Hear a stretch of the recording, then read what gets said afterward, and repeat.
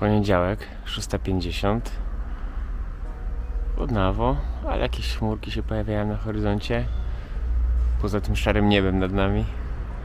Także może będzie ładny dzień. Nie wiem, co będzie dzisiaj, ale zapraszam tradycyjnie już.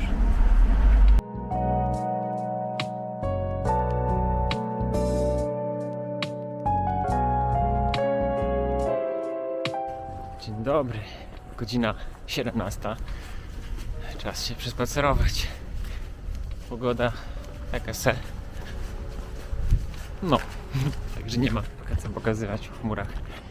Ale mam jeden temat do przegadania, także zapraszam. A już właśnie chyba dzisiaj nagrałem kawałek intra. Dobra, to zapraszam. A w międzyczasie to idę obok ZPC Otmuchów, dział żelek i czasami takie zapachy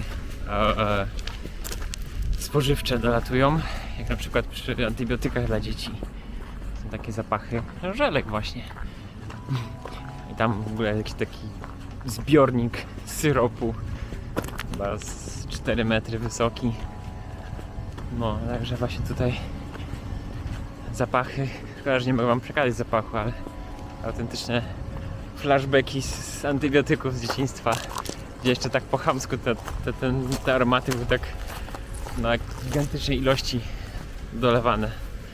O, mamy trawę skoszoną na drodze do Ulanowic. Jak fajnie, to się robiło trochę dziko momentami. A ładnie skoszona, można iść.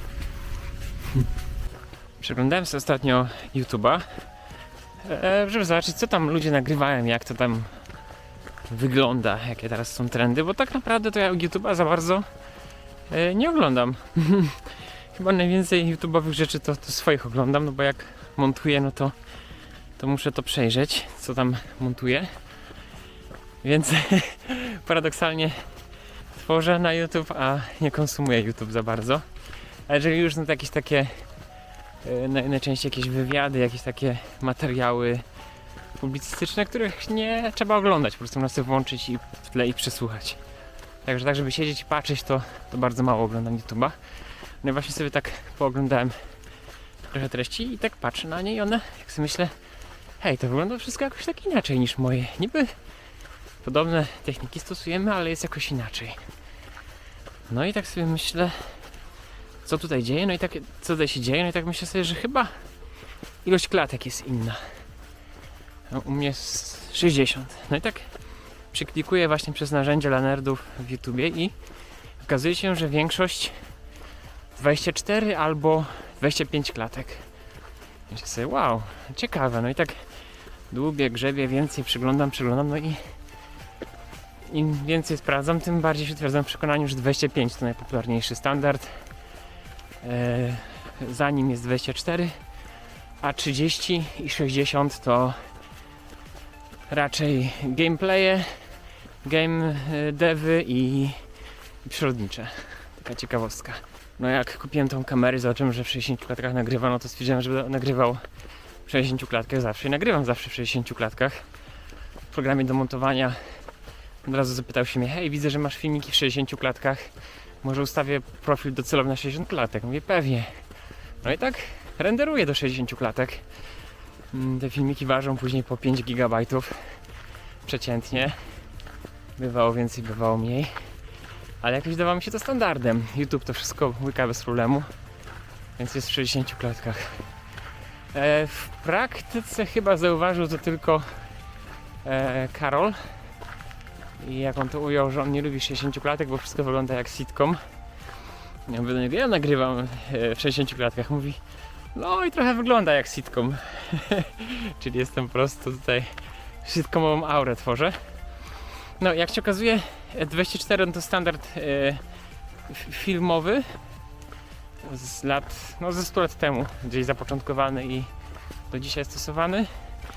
Standard telewizyjny no to wskoczył na 25 klatek z 24 w Europie.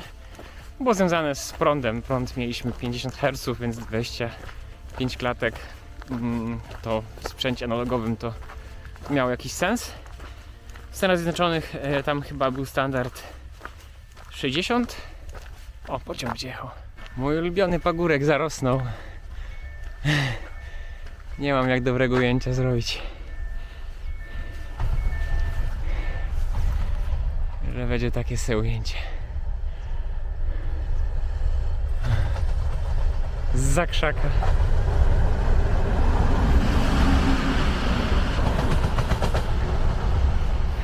No, a w Ameryce prąd chyba 60 Hz, więc u nich podobny sprzęt działał na 30 klatkach. Też jakaś taka podział na 2. No więc nasze oczy reżyserów, oczy operatorów kamery, oczy krytyków, oczy generalnie twórców i konsumentów w kontekście kina były przyzwyczajone do 24 klatek, w kontekście telewizji były przyzwyczajone do 25 i 30 klatek. No i okazuje się, że jak się to zwiększa, to wcale się nie polepsza efekt, jakość. Zupełnie to nie jest dla mnie jasne, bo ja wychowany w środowiskach gier komputerowych generalnie lubię więcej klatek mieć. Kiedyś ktoś utrzymywał, że w sumie nie ma różnicy, czy to 24 klatki, czy 30, czy więcej, bo nasze oko nie rozróżnia. Nie no, nasze oko mega rozróżnia. Także bez problemu można rozróżniać ilość klatek, które się widzi. To wiadomo, 24-25 to nie rozróżnimy, ale pozostałe jakby poziomy klatek to rozróżnimy. Mniej więcej. Może ewentualnie po małym treningu. W każdym razie, wracając do meritum, w grach komputerowych ważne było, żeby przede wszystkim było stabilnie. A jak jest stabilnie, no to im więcej, tym lepiej. Wtedy rozgrywka staje się bardziej rzeczywista, płynna, imersyjna. Jak się okazuje, w nagrywaniu wideo to nie do końca działa w taki sposób.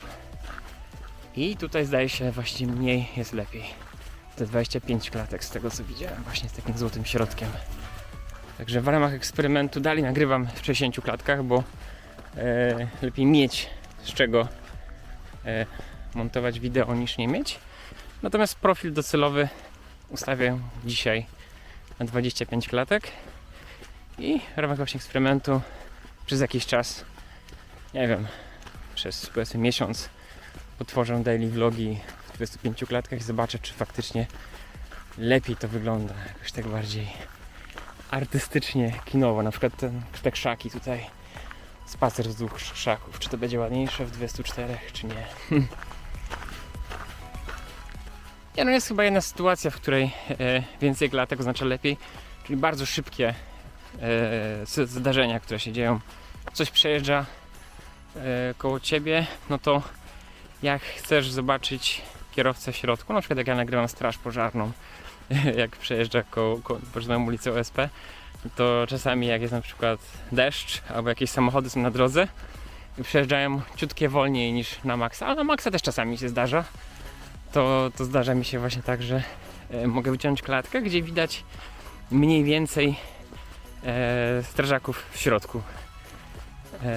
No, także w takim momencie wysoki profil klatkowy się przydaje. No, natomiast przy 25 klatkach no to będzie z 60-25, no to będzie trochę mniej niż połowa, czyli co druga klatka. No i właśnie pytanie, czy mój program będzie jakoś co może zrobić? Może wyrzucić klatki? Może jakoś próbować je przeliczyć? W sumie nie wiem, co on zrobi. Aha, no bo tak, bo jest jeszcze różnica pomiędzy nagrywaniem w 25 klatkach, a renderowaniem do 25 klatek. Bo tu mogę odrzucać klatki, żeby było 25, a nagrywając mogę mieć dłużej gawkę, dłużej matrycę aktywną. Nie wiem, jak to... To będzie jeszcze kolejny eksperyment. Po tym eksperymencie na razie jest 60 do 25. O, tak zrobimy. Zobaczymy, czy będzie miał to ręce i nogi, a później zrobimy 25 do 25.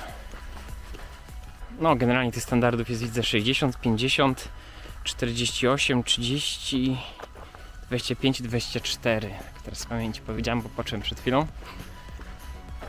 No, więc jest w czym widać, ale od dzisiaj przez miesiąc powiedzmy 60 do 25. Dobra, to dzisiaj taki monolog na temat ilości klatek. Ale to w sumie fajnie, bo można zawsze czegoś nowego się nauczyć, więc ja tutaj jestem trochę podekscytowany. A teraz wam pokazuję chmurki, jakie tam się wyłaniają. Także coś nowego można się dowiedzieć, nauczyć. Także może będą ładniejsze te wideo.